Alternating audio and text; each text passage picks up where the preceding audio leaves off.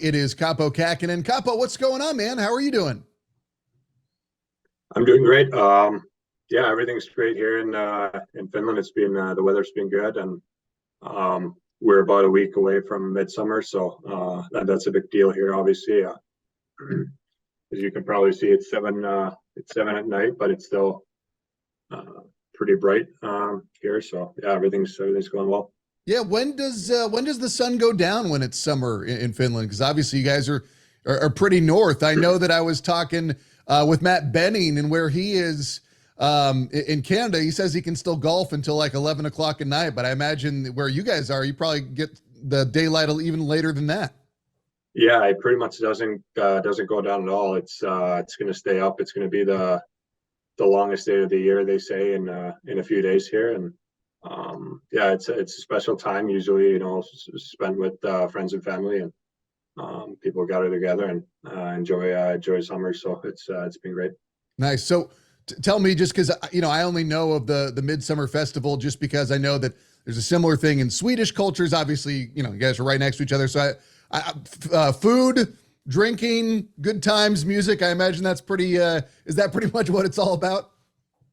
Yeah, I think that's pretty much what it's all about. I think maybe in general a little more drinking than the Swedes do, but they have their dances and games and stuff. We kind of skip and just focus on the good vibes and good music, and just hanging out with people. And yeah, some guys like you said, Benny apparently is golfing at nights, and I don't golf myself, but it is a tradition. People go out and have tea times at like 1 a.m., 2 a.m., and it's just as bright as a day. So yeah, it's pretty cool. What about like with friends and family? Do you ever like barbecue, or are you guys like doing stuff outside at midnight? Is that something you'll do, or do you try and keep a normal sleep schedule? Uh, yeah, I mean, I do it during the week, but just the weekend, you gather together and have a little bit of a barbecue maybe, and cook something and have something to drink, some wine maybe with the meal, and yeah, just enjoy the time, and with your loved ones. Obviously, the summer's kind of short for us, or we're only home for a short time, so Mhm. off the year. So you wanna make sure you hang out with the people you love the most for as much as you can. Yeah, I always wonder about that because for a lot of the people in the NHL, they're from the US or from Canada. And so they've got, their friends and family, 3, 4, 5 hour plane ride tops. But, for those of you that are coming from Russia or from Finland or from Sweden or from Switzerland or from Germany, I mean, that's a much harder way of life, because you can't just, during the All-Star break, it's a lot different to fly to Finland than it is to fly to Toronto if you're playing in San Jose. Do many of your friends and family get to come out and see you maybe when you're on the East Coast during the year, or is it pretty much only during the summertime and the off season when you're able to go see them? Yeah, I mean, I always tell my friends, my family, that anytime they're able to come over, they're welcome. Obviously, that's it's very refreshing to have someone over during the season as well. I know it's hard. People are working, going to school, or whatnot, during the winter when we're playing. So it's not that easy for them to just fly over and for a week or 10 days or whatever. But yeah, anytime anyone has a chance to come, I always tell them they're welcome. And but yeah, as I say, it's important, and it's a big deal to try to see him during the summer, and get to hang out together. Are all the Finnish players in the NHL, do you guys all, is there like a tighter bond there, or is that kind of lost because, guys are on separate teams and you are playing against each other? Yeah, I guess yes and no. I mean, obviously, anytime you meet a fellow Finn, whether it's during a game or after a game in a hallway and at the arena or whatever, you always say hi and change a couple of words. But obviously, teams are busy, and we're all busy during the season, so teams are coming in and out. And but yeah, anytime you can chirp someone with your own language during a game or something like that, it's something you try to do. So speaking of friends, you probably got to know Aiden Hill a little bit when you guys had, the brief time in, 2 seasons ago when you came over, and then he obviously was traded last off-season. But have you talked to him or sent him a text since he won the Stanley Cup? I haven't talked to him actually. Yeah, I got to know him a little bit. Obviously, he was hurt at that time, so we we weren't there for a lot at the same time. But yeah, it's cool to see. Obviously, that he got the opportunity and made the most of it, and obviously gets to enjoy that with his friends and family at home. Did you watch much of the Stanley Cup playoffs? I don't know how that, obviously a lot of that is coming in when you guys are probably, sleeping, but would you DVR games and then watch them the next day? Not a lot, to be honest. Yeah, those games are finish time. They start at, like, I don't know, 3 a.m. or so. So I try to be sleeping at that time. Obviously, with my summer workouts are going on, obviously, so you want to be able to get some rest as well, and be ready for and recover from the workouts. So yeah, let's talk about just that off-season program, because you went into the off-season without any major injuries, but playing an NHL schedule, especially as a goalie, I'm sure at the end of the year your hips are tired. You've got guys running into you all year long. How long does it take for you from the end of the season to where your body feels fresh and normal again? Yeah, I'd say a good couple of weeks, 2-3 weeks, maybe even, I don't know, yeah, something around that time. You try to take it easy after a season. Obviously, pretty much do nothing for a little bit, and then kind of slowly get back into it, moving around, going outside for a jog maybe, or whatever, ride a bike and stuff like that, and then kind of get your body going again for the workouts and so on. So yeah, it's been going well, and yeah, it's a good time of the year to try to get some work done, and in that regard, and be even more ready for next season. So what does that look like for you? Are you back on the ice already, or are you doing a lot of stuff in the gym right now? What's your, what does that off-season conditioning look like for you? Just gym for now.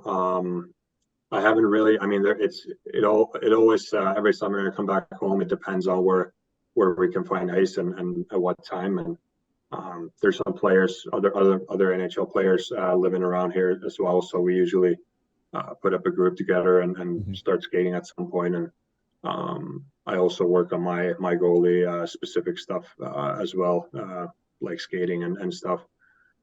So yeah, I'll get some ice time at some point, but for a little bit now, I'll still be just staying at the gym.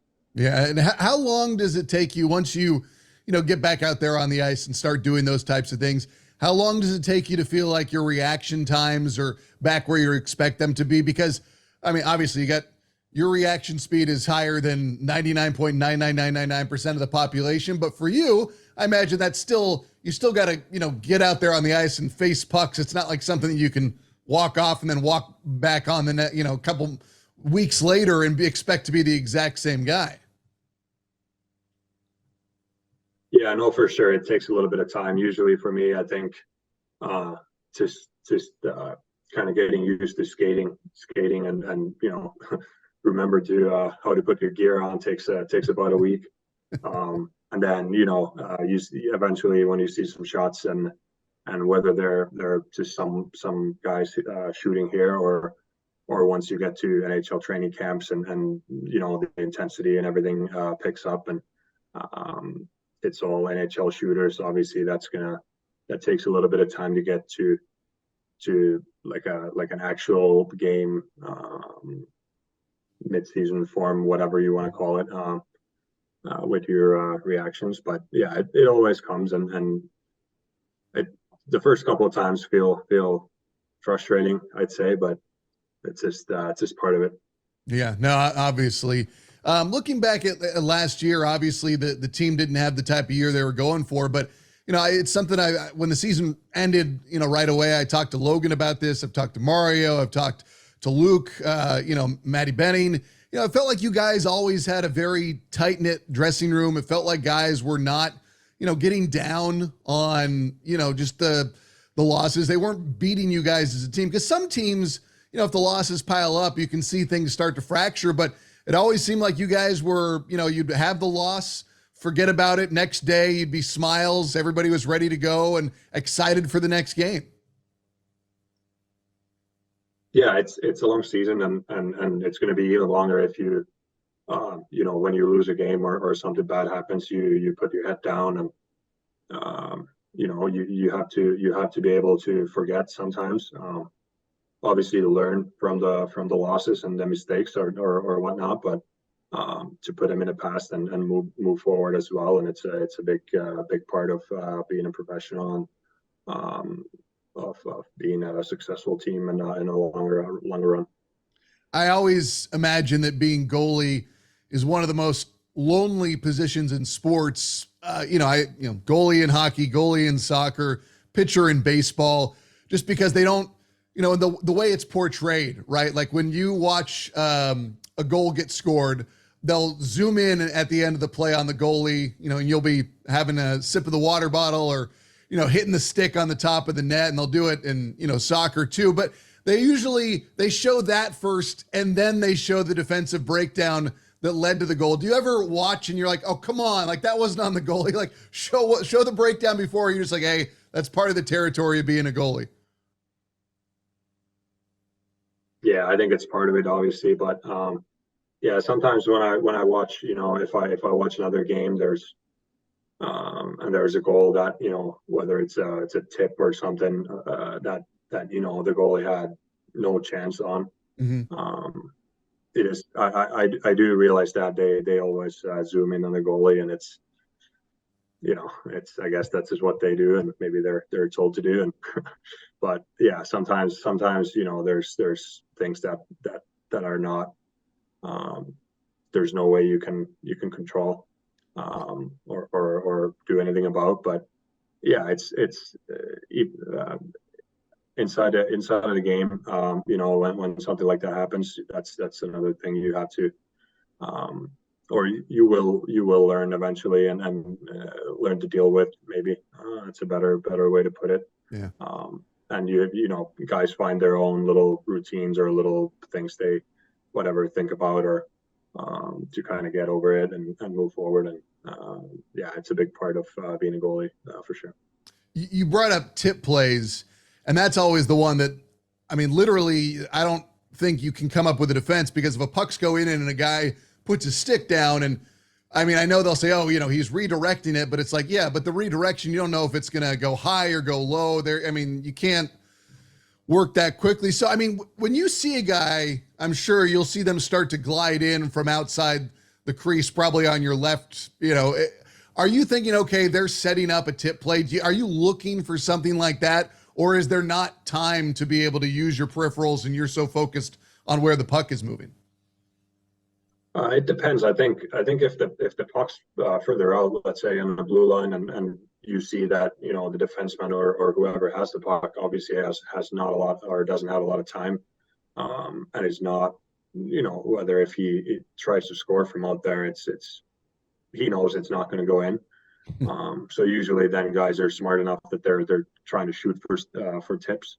Mm-hmm. And then obviously as a goalie, if you see a stick open or somebody beside you or whatever, you want to take that into consideration and try to read the play. And maybe if you see the puck going that way instead of coming at you, you try to make a little bit of a slide, or try to present yourself and be as big as you can possibly be, and cover the most of the net you can, where and then just hope that it hits you, and that's pretty much all you can do. But obviously try to do something about it, not just say, hey, like I had no chance. Sometimes it is too. There's things that happen too fast, and but obviously you always want to try and fight and try to find solutions. So Yeah, like, do you have to be anticipatory in that regard? Like, because I know that you don't want to commit too early on a play. Like, this is what fascinates me about goalies, is because I can't tell. Like, sometimes I'll be like, oh, did they read that play? Did they see it coming? Or are their reactions time that quick? Or, is it both of it? Because I imagine, like you alluded to, you see the D-man out there on the blue line, he's going to whip something, near 80, 90 miles per hour in at you. And you've seen someone over there, but you also, there's a million things that could happen, right? Like, there's no guarantee that puck even makes it to the guy who's maybe floating out over here coming in for the tip play. That could get redirected and suddenly be swung out to the other side. I mean, do you just kind of have to go off your instincts? Is that, essentially what's led you to this level? I think so, yeah. And first, I think you always try to read the play, whatever that play may be. You try to read it as good as you can, and then react. Because if you're just reacting and then hoping that you made the right read, and I don't think that's gonna be good in a long run. So yeah, you try to read the play and the game as much as you can and as good as you can, and then react accordingly. How do you feel about your game right now? Are there things you specifically wanted to work on going into this off season? Are there things you wanted to polish? Are there new things that you're trying to incorporate into your game?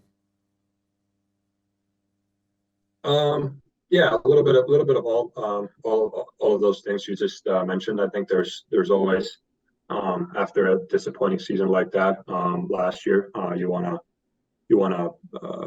watch a little bit of tape. You wanna think that, okay, if there's some things that you can be better at and work on, and whether it's structure of your game or techniques or reads or whatever.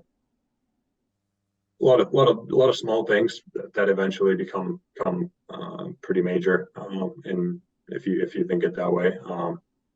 But for sure, as I said, now it's a time to get in shape and work hard at the gym, and then be ready for that next phase of whenever you get the ice and start actually working on the hockey part. Yeah, nice. What should fans know about the goalie existence that they don't know when they're just watching the game? Because, like I said, they zoom in, yeah, after a goal is given up. But what should they know when they're watching about what it's like to be a goalie? Because you guys have your responsibility compared to everyone else out there on the ice is very different. You view the game, it's coming from you or coming away from you and then back towards you. It's very different perspective that you have on the game. So what should fans know? Well, yeah, there's moments in a game where, if it's a tight game at the end of the game, or let's say you're down a goal and the goalie makes a good save, let's say in a breakaway or on a penalty kill, and the game keeps the game at one goal differential, and gives the team that way a chance to at least be in striking distance to maybe pull the goalie at the end of the game and try to score. Little things like that. I personally don't think, or I think a 6-5 win is just as good for me as a 2-1 win or whatever. Or I would way rather win 6-5 than lose 2-1. Even though obviously you're letting more goals than but it's those small moments, I think, that makes the difference in a game, and every game is different. There's bounces, there's things that you can't control, but there's the things you can. I think the best goalies they do more often than not. So when do you think you're heading back to the Bay Area? I'm not quite sure yet. I think probably around August, but yeah, I'm not 100% sure about the dates yet, but somewhere around there. How long does it Hopefully take it's you warm to at that time. switch? switch your clock to get back used to the time zone out here. Because you do it, that's like a 180-degree change. Yeah, it's a 10-hour difference. It's tough for your mind and body, but maybe a week or so, and then I'd say you're fully into the new time zone, and obviously that's why you want to be a little bit earlier than not just show up a day before camp, but Yeah. a week usually. Do you have any specific goals for this upcoming season? Well, just stay healthy. That's always a big thing. And I think that I take a lot of pride in right off. And then as I mentioned, to be someone that the guys can count on those moments in the game where it matters the most, and trying to rack up as many wins as possible. That's all actually pretty much the only number and the only stat I care about is the wins. Nice. So I think that's always anytime you go into a game, that's always the goal, and like I said, pretty much the only thing I care about. So nice. Well, Kaapo, I appreciate you taking some time out of your evening to chat with us here, and we're very much looking forward to you getting back out to the Bay Area and for the upcoming hockey season. I know that's a ways away and you want to enjoy your summer, so I will let you do that. But thanks again, man. We'll talk soon, all right? Yeah, of course. Thank you.